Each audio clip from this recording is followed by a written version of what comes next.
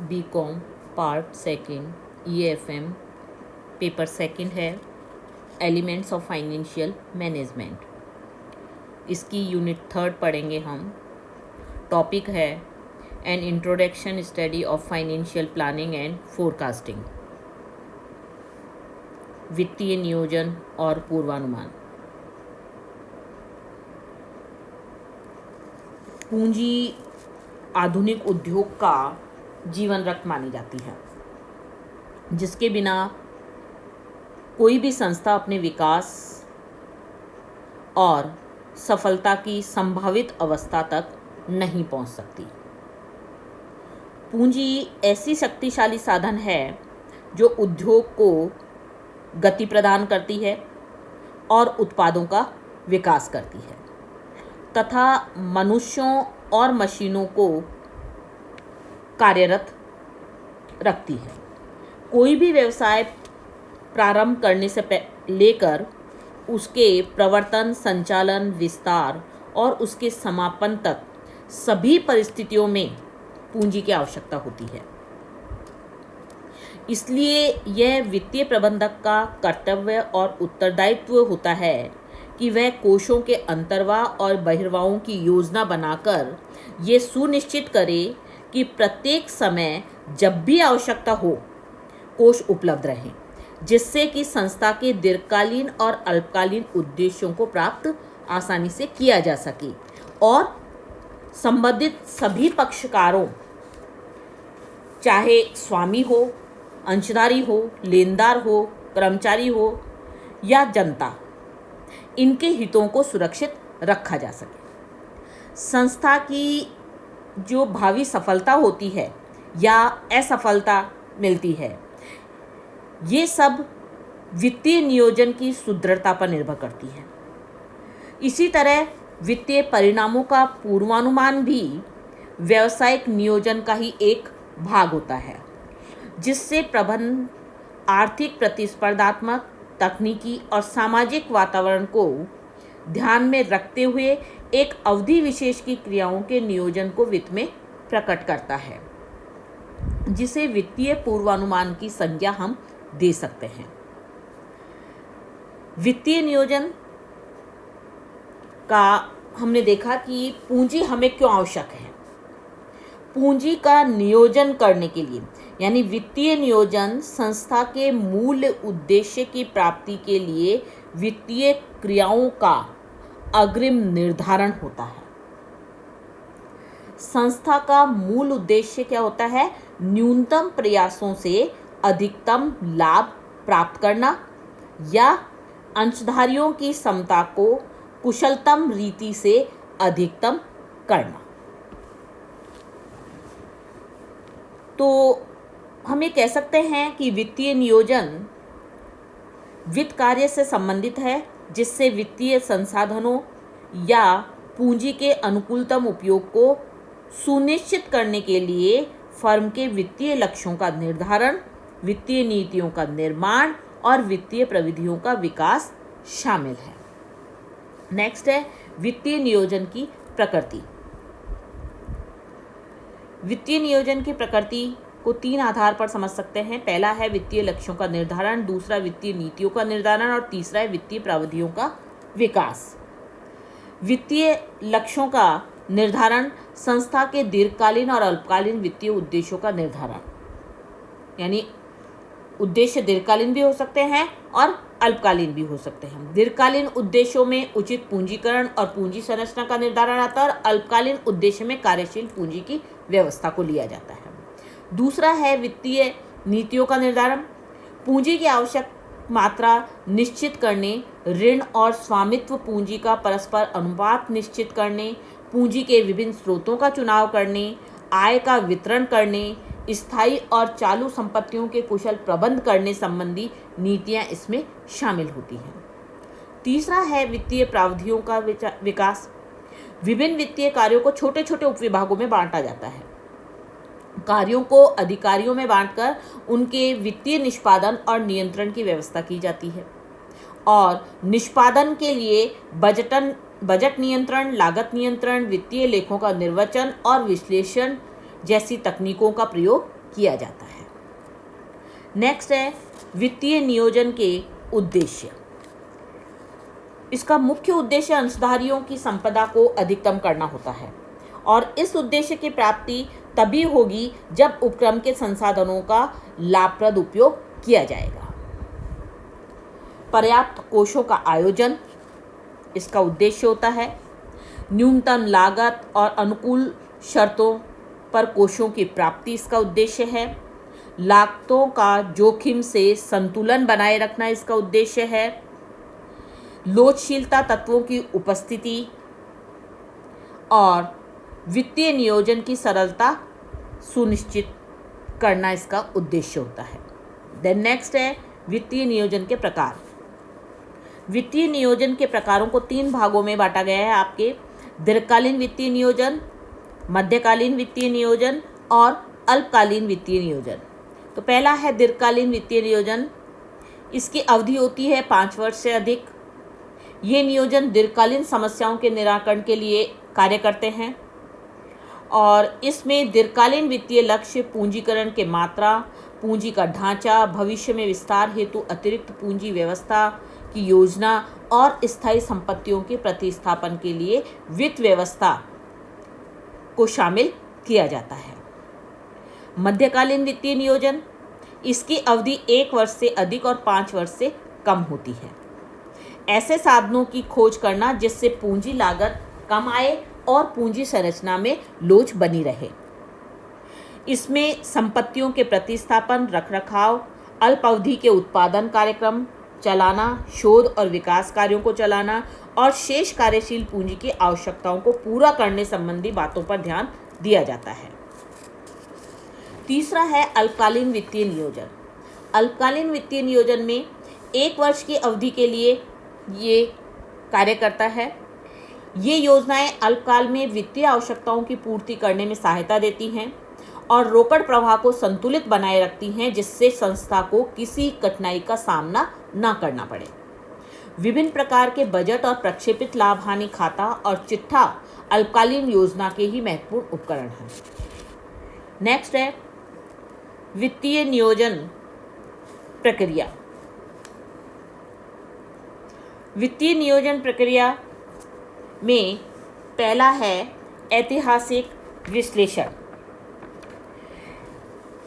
संस्था की वर्तमान स्थिति के लिए उत्तरदायी जो भी घटक और चर जो होते हैं उन्हें पहचान करने के लिए संस्था की गत निष्पत्ति का विश्लेषण बहुत जरूरी है। यदि संस्था नई है तो ऐसी दशा में गत अभिलेख उपलब्ध नहीं होते तो किसी अन्य विद्यमान संस्था की गत निष्पत्ति पर विचार किया जा सकता है। सेकंड, दीर्घकालीन आवश्यकताओं का अभिनिर्धारण। योजना के क्रियान्वयन के लिए कितने कोषों की आवश्यकता होगी और कोष कब प्राप्त किए जाने हैं, इन कोषों की कुल आवश्यकता और समय की भी योजना बनानी चाहिए। तीसरा है वित्तीय स्रोतों का अभिनिर्धारण। वित्तीय स्रोतों का अभिनिर्धारण आंतरिक उपार्जनों और लाभों के पुनर्विनियोजन पर भी विचार करना चाहिए। नेक्स्ट है परिचालनात्मक क्रियाओं का विश्लेषण। संस्था के संभावित आगम और व्ययों के अभिनिर्धारण के लिए उनकी परिचालनात्मक क्रियाओं का विश्लेषण किया जाना चाहिए। परिचालनात्मक क्रियाओं में सभी कार्यशील क्रियाएं शामिल होती हैं जैसे कि बिक्री, उत्पादन, विपणन, स्कंद। ये सभी क्रियाएं परिचालनात्मक क्रियाएं कहलाती हैं। नेक्स्ट लास्ट पॉइंट है विभिन्न योजनाओं में सामंजस्य। सभी प्रकार की व्यू रचनाओं और नियोजन में सामंजस्य होना चाहिए। योजनाओं में किसी प्रकार का मुकाबला नहीं होना चाहिए। नेक्स्ट है श्रेष्ठ वित्तीय योजना के लक्षण। योजना अस्पष्टताओं से और जटिलताओं से मुक्त होनी चाहिए। कंपनियों को पूंजी संरचना, निर्गमित प्रतिभूतियों की संख्या और प्रकार सीमित रखते हुए बहुत सरल रखना चाहिए जिससे आसानी से स्पष्ट हो सके। दूसरा है दूरदर्शिता। पूंजीकरण इतना उचित होना चाहिए कि उस धनराशि से सभी प्रकार के स्थायी और कार्यशील व्यय पूरे किए जा सके। तीसरा है पूंजी का पूर्ण सदुपयोग। एकत्रित पूंजी ना तो आवश्यकता से अधिक हो और ना ही आवश्यकता से कम हो, बल्कि उचित पूंजीकरण होना चाहिए। लोचशीलता, ढांचे में किसी भी प्रकार की कठोरता नहीं होनी चाहिए, यानी कि लोचशीलता पाई जानी चाहिए। वित्तीय योजना ऐसी होनी चाहिए जिसमें समय के अनुसार परिवर्तन किया जाना संभव हो। तरलता, कार्यशील पूंजी का एक निश्चित भाग हमेशा नकदी के रूप में रखा जाना चाहिए, जिससे संस्था में हर समय आवश्यक मात्रा में तरलता बनी रहे। नेक्स्ट है आकस्मिकताओं का पूर्वानुमान। वित्तीय योजना में आकस्मिक घटनाओं का पूर्वानुमान, योजना बनाते समय और आंतरिक साधनों या अतिरिक्त पूंजी से इनका सामना कैसे किया जाएगा, यह पहले ही निश्चित कर लेना चाहिए। मितव्यता, वित्तीय योजना इस प्रकार की होनी चाहिए जिससे कि अधिक खर्च ना आए और उसके अनुसार पूंजी प्राप्त करने और प्रतिभूतियों के निर्गमन का व्यय कम से कम आना चाहिए। नेक्स्ट है वित्तीय नियोजन को प्रभावित करने वाले तत्व। कई तत्व हैं, उनमें पहला है व्यवसाय की प्रकृति और आय की स्थिरता। यदि पूंजीगत उद्योग अधिक है तो पूंजी की आवश्यकता अधिक होगी और श्रमगत व्यवसायों में पूंजी की आवश्यकता कम होगी। स्थिर और नियमित आय वाले व्यवसाय हैं तो उनके द्वारा बाजार में सरलतापूर्वक पूंजी प्राप्त की जा सकती है, जबकि उच्चावचन वाले उद्योग हैं तो उनके द्वारा ऐसा संभव नहीं हो पाएगा। सेकंड है जोखिम की मात्रा। अधिक जोखिम वाले उद्योग हैं तो स्वामित्व पूंजी पर निर्भरता अधिक होगी और जोखिम वाले उद्योगों में वित्तीय तरलता भी नहीं रहेगी। कम जोखिम वाले उद्योगों में ऋण पूंजी पर अधिक विश्वास किया जाता है। ऐसे उद्योगों को समता पर व्यापार का लाभ दे सकते हैं और इनमें तरलता भी बनी रहती है। तीसरा है व्यवसाय की स्थिति और आकार।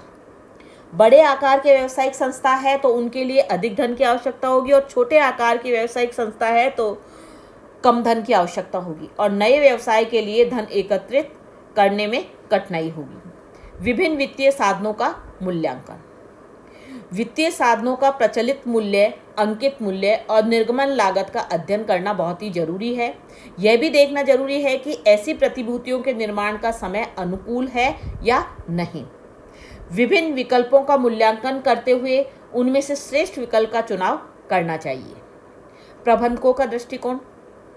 यदि प्रबंधक व्यवसाय का प्रबंध और नियंत्रण अपने हाथों में रखना चाहते हैं तो वे सामान्य अंशों का निर्गमन बहुत कम करेंगे और यदि निर्गमन करेंगे तब भी बाद में उन्हें बाजार में स्वयं ही क्रय कर लेंगे और ऐसे प्रबंधक भावी विस्तार कार्यक्रमों के लिए क्रय पूंजी और लाभों के पुनर्विनियोजन की व्यवस्था करेंगे। सरकारी नियंत्रण। प्रतिभूतियों का इस कदर बाजार में सूचीबद्ध करने के लिए सेबी से अनुमति लेनी पड़ती है और ऐसी अनुमति तभी दी जाती है जब वर्तमान प्रतिभूति मिश्रण आदर्श हो या नियमों के अनुकूल हो। बाह्य घटक। मुद्रा बाजार की दशाएं, वित्तीय योजना के समय तेजी या मंदी की स्थिति, विनियोक्ताओं का दृष्टिकोण, सरकार की रणनीति, ब्याज दरों का सामान्य स्तर, ये सब बाह्य घटक हैं। नेक्स्ट है वित्तीय नियोजन का महत्व। न्यूनतम मूल्य पर पूंजी की उपलब्धता। प्रत्येक व्यवसाय का प्राथमिक उद्देश्य क्या होता है? अधिकतम लाभ प्राप्त करना और न्यूनतम लागत पर पूंजी उपलब्ध करके ही ये अधिकतम लाभ प्राप्त किया जा सकता है। वित्तीय नियोजन प्रवर्तन, विस्तार, नए उत्पादन का आधुनिकीकरण में पर्याप्त और समय अनुकूल वित्त की व्यवस्था करने में आपके वित्तीय नियोजन सहायक होता है। पूंजी साधनों में उचित समन्वय। संस्था की कुल पूंजी अनेक साधनों से प्राप्त की जाती है और विभिन्न साधनों से पूंजी प्राप्ति की लागत अलग अलग होती है। आवश्यक पूंजी की राशि, विभिन्न साधनों का भार, पारस्परिक अनुपात ऐसा होना चाहिए जिससे संस्था को धन एकत्रित करने में अधिक लागत ना देनी पड़े और साथ ही आवश्यक रूप से अतिरिक्त जोखिम भी वहन ना करनी पड़े। वित्तीय नियोजन न्यूनतम लागत पर अनुकूलतम पूंजी संरचना तय करने में मार्ग प्रशस्त करता है। थर्ड है पूंजी की सुरक्षा। मशीन और अन्य उत्पादक संयुक्त नवीन आविष्कारों के कारण बहुत जल्दी ही अप्रचलन के कारण बेकार हो जाते हैं, इसलिए इसमें विनियोजित पूंजी का अधिकतम उपयोग करने के लिए ये जरूरी है कि हम अग्रिम आयोजन करें। नेक्स्ट है संचालन प्रक्रियाओं में मितव्ययता और समन्वय। वर्तमान में विभिन्न संचालन क्रियाओं में समन्वय, तकनीकी विकास, ऊंची कर की दर, ब्याज दरों में वृद्धि और तीव्र प्रतिस्पर्धा के कारण किया जाता है। समन्वय का ये कार्य वित्तीय आयोजन द्वारा ही संभव होता है। नेक्स्ट है मूल्य स्तरों में परिवर्तन। मूल्य स्तर में वृद्धि होने के कारण संपत्तियों की प्रतिस्थापन लागत उनकी मूल लागत से बहुत अधिक हो जाती है। इसलिए इन संपत्तियों में विनियोजित धन की सुरक्षा के साथ साथ इनका बढ़े हुए मूल्य पर प्रतिस्थापन करना बहुत ही जरूरी है और इस कार्य के लिए अतिरिक्त धन की आवश्यकता होगी। उसकी व्यवस्था समुचित वित्तीय नियोजन द्वारा ही की जा सकती है। नेक्स्ट है संपूर्ण संस्था की सफलता। संस्था की सफलता या विफलता वित्तीय योजना की सुदृढ़ता पर निर्भर करती है और संस्था की क्रियाओं का नियोजन कुशलतम तरीके से किया जाना चाहिए। पर्याप्त तरलता।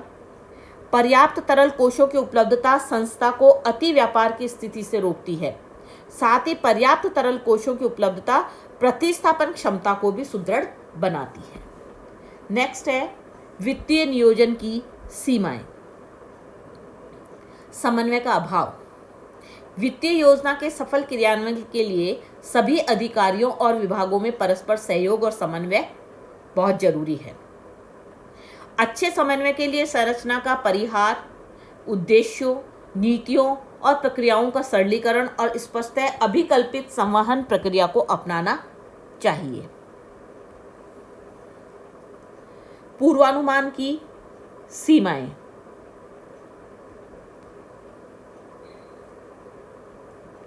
सभी वित्तीय योजनाएं पूर्वानुमानों पर आधारित होती है और भविष्य जबकि अनिश्चित होता है, तो वित्तीय योजना को समय समय पर संशोधित करके परिवर्तित आर्थिक और व्यावसायिक वातावरण के अनुसार आवश्यक परिवर्तन किए जाने चाहिए। कठोरता। वित्तीय योजना तैयार हो जाने के बाद उस पर कठोरता से अमल किया जाना चाहिए। प्रबंध योजना के प्रति कठोर दृष्टिकोण अपनाता है। वह योजना में सामाजिक परिवर्तन करने को तैयार नहीं होता, जिसके कारण वित्तीय योजना धीरे धीरे प्रभावित होने लगती है।